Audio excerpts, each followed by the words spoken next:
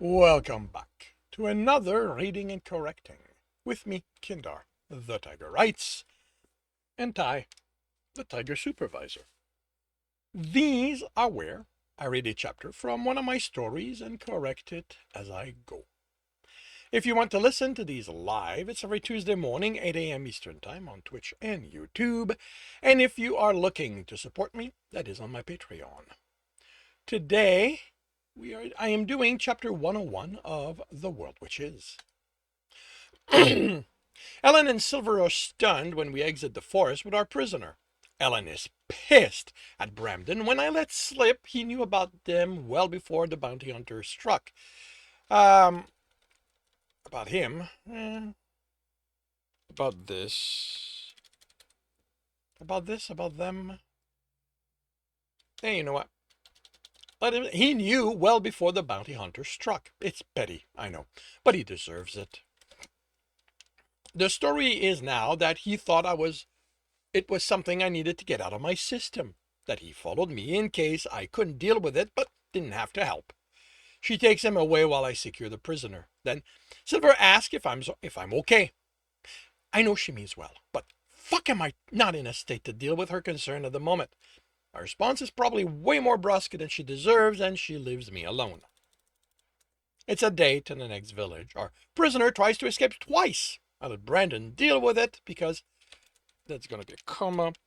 Because I don't trust myself not to do something permanent. The second time Brandon drags him back, the prisoner limps. It makes the rest of the trek to the village interesting for him, I'm sure, because we don't slow down. We tried to hand him over to them, but they aren't equipped for a prisoner. The worst they have to deal with are fights between drunks or people who disagree about something. Their way to deal with those is to basically send them to their room for the rest of the day to cool off. It's 3 days before he tries another escape. I have an arrow in his knee before he takes 4 steps, and he's lucky I didn't make it a chest shot. I'm not as gentle as I can be, taking the arrow out and bandaging the wound. It's enough Silver takes me aside, and this time it's clear she won't let me chase her away, which is fine. I've calmed down and I'm ready to talk. Well, tell her the part that don't revolve around me considering cold-blooded murder and Braden stopping me. There, I find out I still have a lot to talk about, a lot of anger and frustration. I really thought that as horrible as killing Xander was, at least it meant the end to this bounty hunter bullshit. But now, I'm still going to have to deal with it. Even once the news of his death makes it to wherever those things are handled, which the bounty hunter already on my trail. Okay, wait a minute. That doesn't work. Even once his death of the makes it to wherever those things are handled.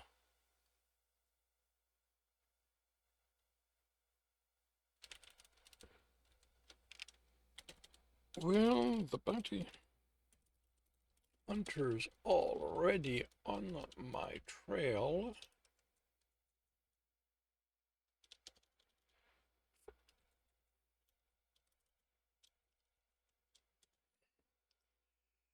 Will the bounty hunters already on my trail believe me when I'm kicking their ass, telling them there's no money to be made going after me anymore?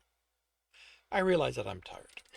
I'm tired of this adventure, of not being home, of this constant worry for me and their safety. Telling myself it's training for when I'll be a guard isn't working anymore. I'll have downtime as a guard. I'll be able to hang up my armor at the end of the day and just be me, Dennis, whoever he is, whoever that is. She holds me. I cry. She isn't freaked out by it. By the time we reach the town of Vernon, I've convinced myself Brandon's wrong about this addiction thing. I didn't look at anyone on the team or our prisoner or the villagers we met as a way to gain levels. I didn't find myself running numbers, thinking of how I can vanish someone with no one noticing. And after 3 more escape attempts in slightly over 2 weeks of travel, trust me, if that was a temptation, I'm pretty sure I'd found a way to make it happen to him. We hand him over. Brandon checks if my guys want it. He isn't, which just means we don't get paid for it. He'll be held until the magicster comes to town and uses their magic to determine if the charges of attempting to kill me are true. They don't need us. They don't need us here for that. So the plan is resting for a few days, then hitting the road again. It comes as no surprise to any of us that Brendan knows a guy who can host us while we're here, a retired adventurer barely twice my age. The temptation to comment surfaces, but I remember I'm done after this, so who am I to judge? Also, no surprise to us that Brendan sleeps with him. I do too. He also doesn't freak out when I cry after the sex.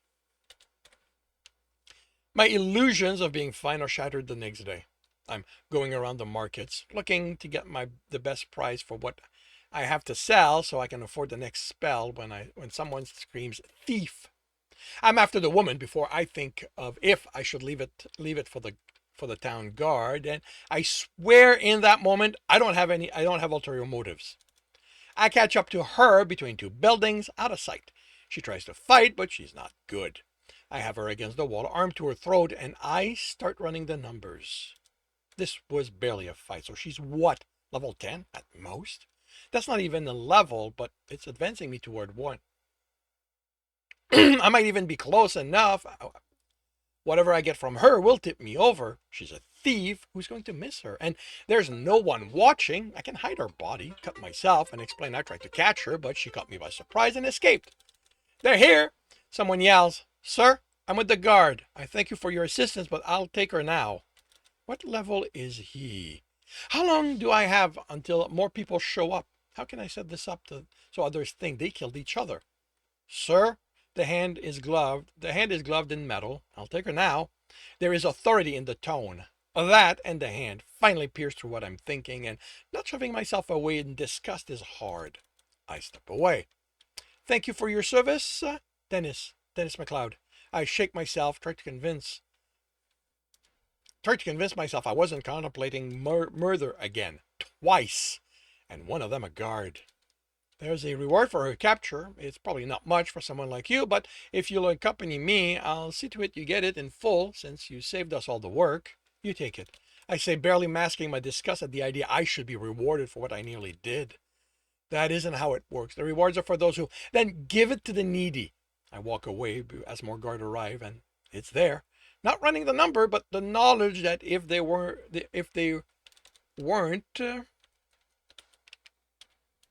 this many of them, I'd be doing it. That I'm still contemplating taking on guards just to advance myself. And it seems so reasonable to me, it's terrifying. How many guards does a quiet town like this need? If a few died trying to apprehend a cook, who'd question it? And it would make me a better guard for when I get back home. I'd be so much better at keeping everyone safe if they're there if I were higher level.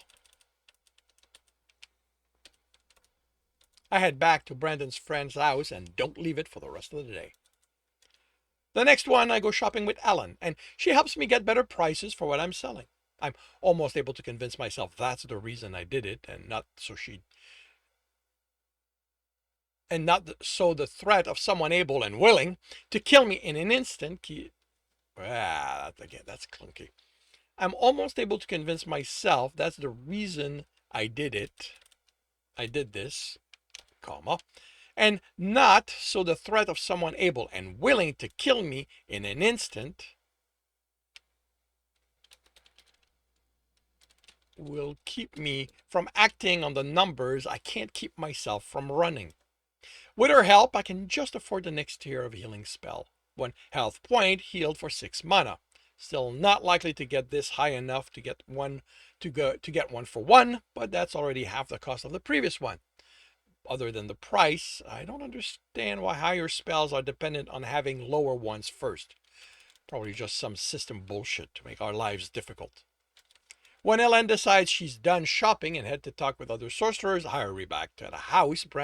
Brandon's there, chatting with his friend.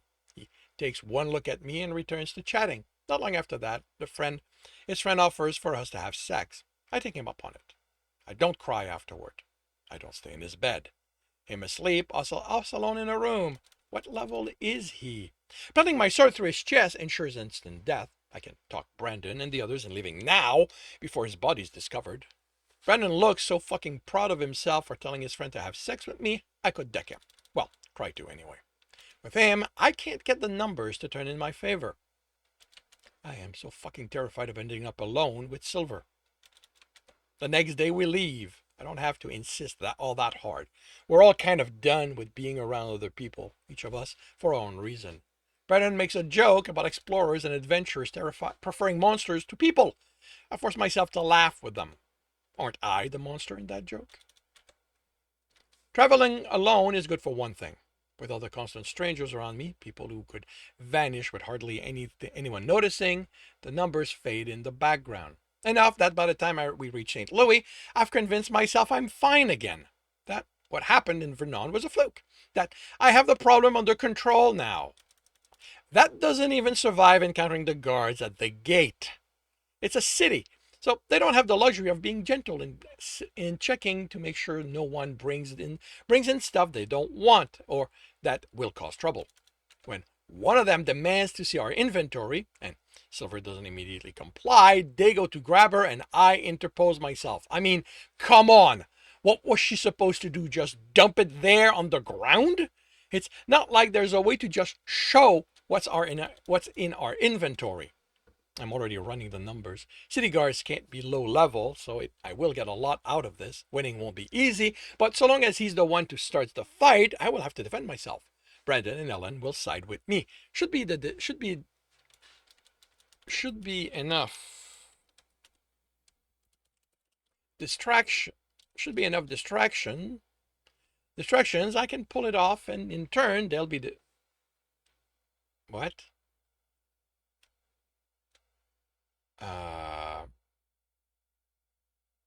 Okay. They should be enough. They should be enough of a distraction. I can pull it off. Should be enough of a distraction. You want a comma there? Fine. In turn, they'll be distracted and we're going to have to run before the fighting's done. So no one will be able to tell who's responsible. Come on, ease up, another guard says. Sorry about that. It's been a rough day. Can I say something? Do something to push the guy over? Without it being apparent I did it? Brandon pulls me away. Sorry about this too. It's been a long trek for us. We have fairly large inventories. Where's your check table? I'll deal with them, the nice guard says. The look Brandon is giving me when I glare at him for keeping me from advancing sobers me. He knows what I was trying to start and why. Going through the check is a pain and leaves me wanting to kill someone. Not to get anything out of it, just to make it end. I am so fucking glad we didn't go through this in previous cities. Every city's different, he says before one of us asks. Some places don't give a damn about what people brings in. Detroit, Ellen says. And others wants to know what it is down to the grain of sand stuck in your shoe. He nods to the gate we're walking away from. So, Silver says, as tired as I feel, which of your friends are we staying with? He chuckles. None. We're going to the Explorers Club. Where are we staying, then? That's going to be italicized. Ellen asks. There's going to be a hotel near it, Brendan says, but without his usual confidence. It's been a while since I came this way. There's always one, just don't remember where in relation to the club. The walk is longer than I like. I keep having to stop myself from running the numbers on the people we walk by. It's all I can do not to go chasing after thieves I notice or think I notice. By the time we reach the club, I'm not even sure if I can trust my opinion of the people I see anymore. They all seem to be criminals. Fuck. If I set foot in Detroit before I get this under control, I am so done.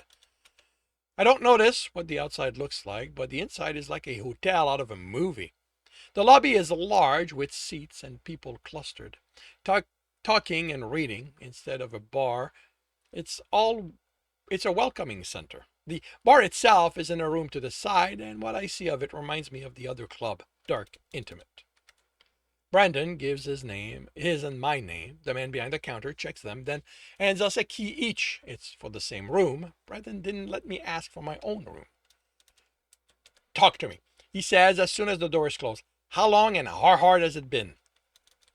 The room's not as impressive as the lobby. A bed, a chest for it, if we want to put our stuff away. One chair, he takes it and motions me to the bed. I thought I was fine until Vernon. I nearly killed the thief there, contemplated killing the guard that interrupted that, but came to my senses somewhat. What does that mean? I can't seem to stop running the numbers. And what's that? It's evaluating everyone to work out what level they might be, how much work killing them would be, hiding their death versus what I'd get out of it. You know, running the numbers. They usually come out in my favor. That's bullshit. There's no way you thought you could get away with killing that guard. I chuckled. Get him to start a fight. He was primed for one already. You and Ellen sided with me. One guard joins in. It's utter confusion. You lose track of me. Ellen doesn't know to keep track of me. We need to run away, hide in the wilds. By the time the body's discovered, it's impossible for them to be sure who killed them. He stares at me. That's terrifyingly efficient. I don't think it would have worked, but that you thought it through? He can't seem to find the words. Tell me St. Louis isn't like Detroit? That this place isn't filled with criminal the way I've been seeing it? Nowhere is like Detroit. St. Louis is on the strict side. St. Louis is on the strict side of thing, but not a bad place, all things considered. I don't know if I can do this, Brendan. Come on, Dennis. It's just about staying aware of what you're thinking. You just said You just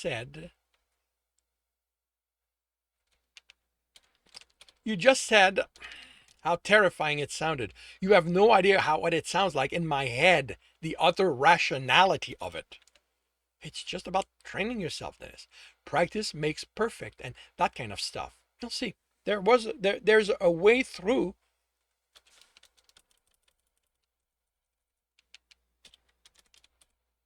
How the fuck do you know? He doesn't have an answer. I can see that in his eyes. He's scared. I hope, Dennis. Fuck do I hope. Because if there's one guy in this whole fucking world who doesn't deserve this, it's you. You're too fucking nice and good and so fucking honorable. It's sickening to be saddled with this. But you are. So I'm hoping the system there's a way you can deal with it because the world needs you, Dennis. I snort. Then I laugh. I fall off the bed and I laughed even harder. Somewhere among that, he starts laughing too, but the bastard manages to stay in his chair. I have tears in my eyes by the time I manage to stop, and I can't tell if they're from laughter or the rest. This world needs people like you, Dennis, he says, fully sobered. It's filled with so many assholes like me that it needs good, wholesome people like you to balance us out. Otherwise, I don't want to think what it'll look like in a few decades. I'm not that good or wholesome, I tell him, and he laughs. I don't have the energy to protest. I think we need to tell Ellen. I need someone else watching for me to lose it. No. She's already suspecting something. She grilled me about the bounty hunter, about me letting it happen so you'd get stronger for whatever I have planned for you. I chuckled. Well, she got part of it right. Yeah, and she's already promised that if she even thinks I'm letting you kill someone, she's going to end both of us, teammate or not. Oh, I am so glad she isn't as detective as she thinks that she is then. He narrows his eyes. What do you think I was going through my mind the entire time I was shopping with her in Vernon? I did it so that